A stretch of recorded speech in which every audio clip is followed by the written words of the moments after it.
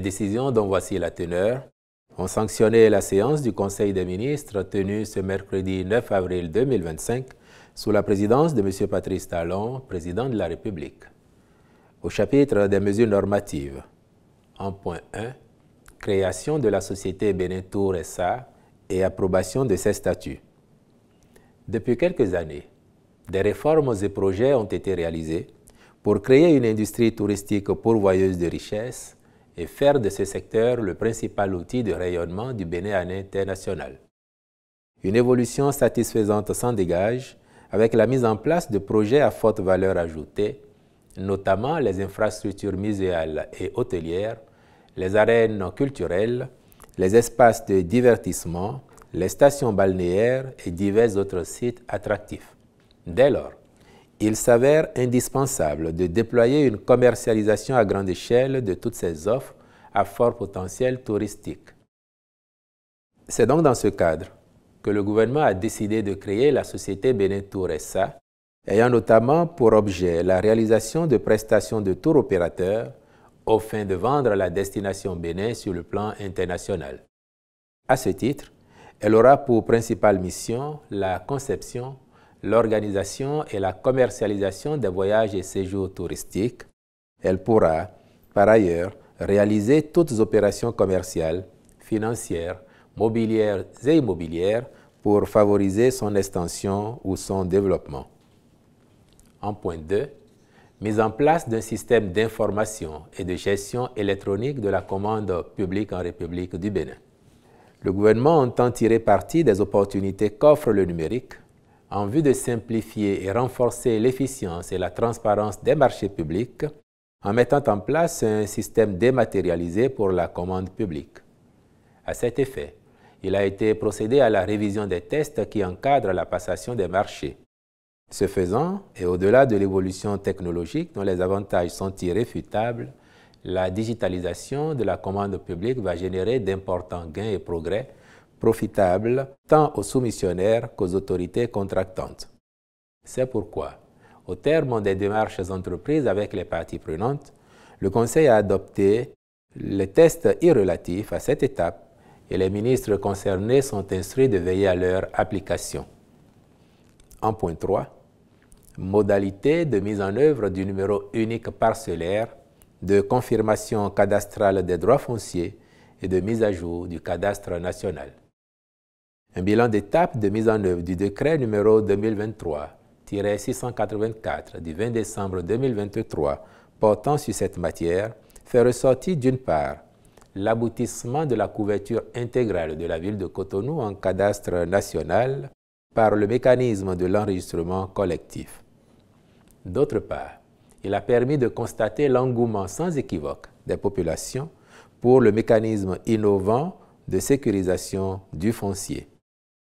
Aussi, l'ambition du gouvernement étant d'assurer dans un délai raisonnable la couverture intégrale du territoire national, a-t-il été élaboré un programme national foncier dont la vocation est de définir et réunir dans un document exhaustif le montage juridique, technique et institutionnel de mise en œuvre d'un programme foncier spécifique au Bénin.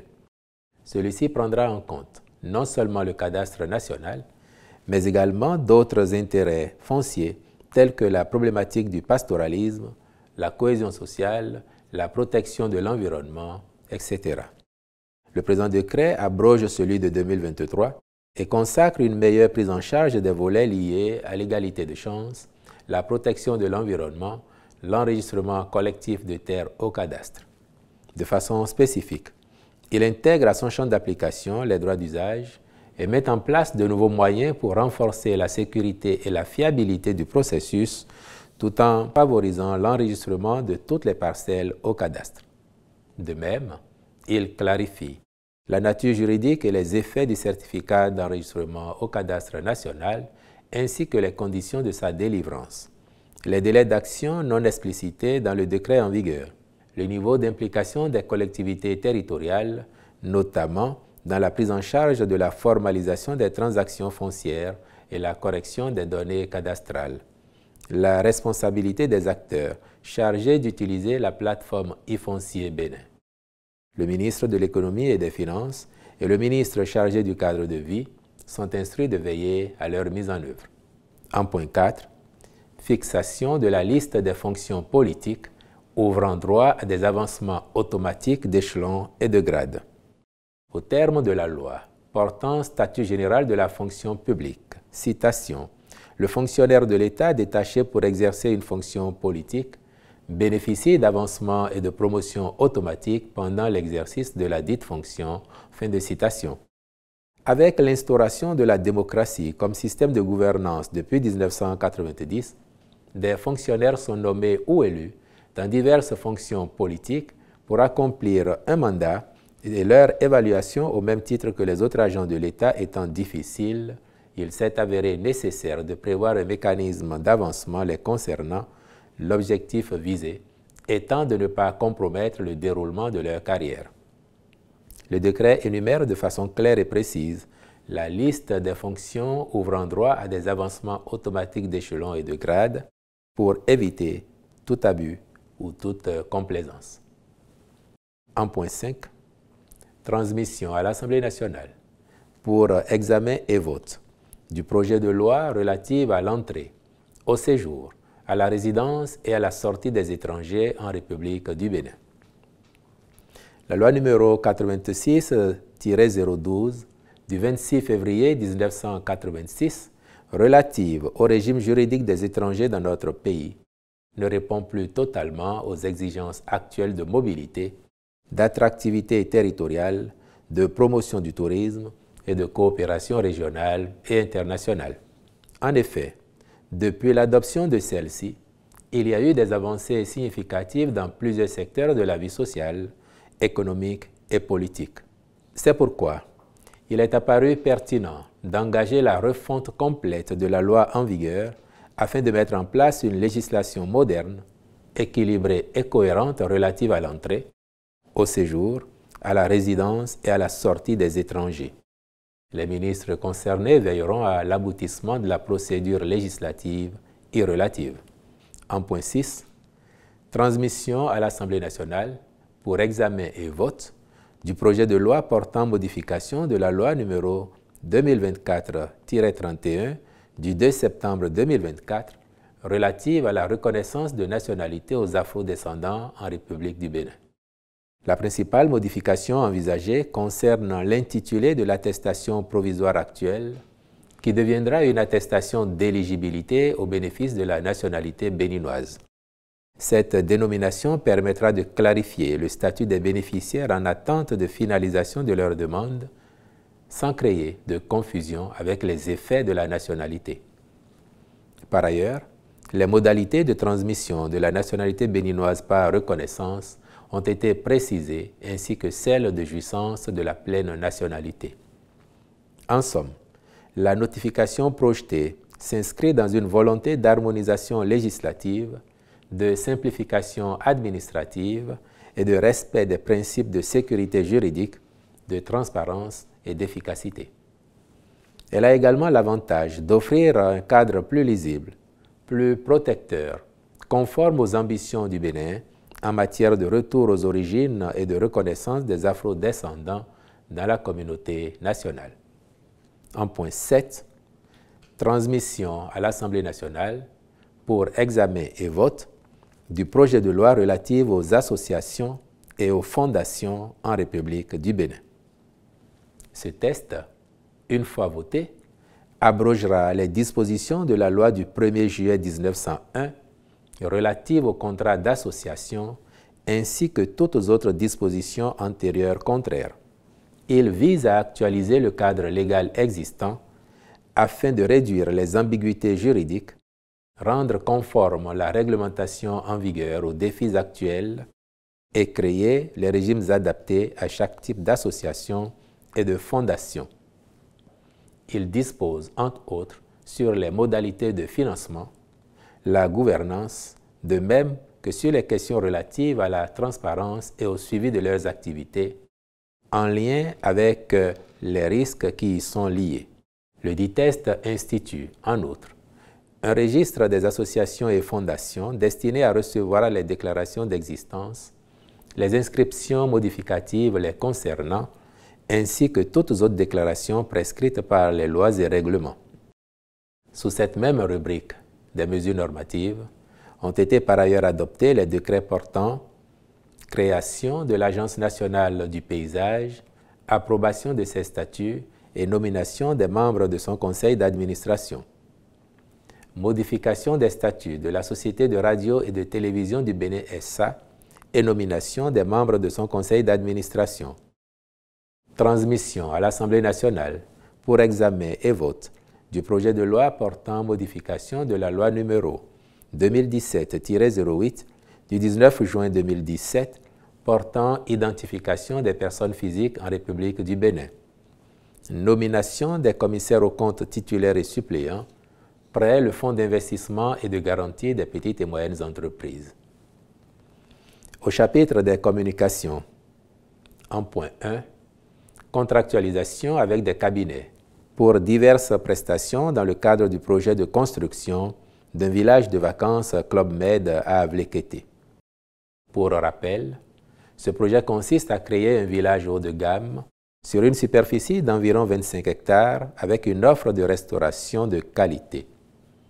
Il sera composé de 336 chambres, dont 30 suites haut de gamme de type rez-de-chaussée et R+1, 2 restaurants, 4 piscines, un spa de marque de renommée internationale et un espace bien-être, des terrains de tennis, de padel et multisports ainsi que des activités nautiques.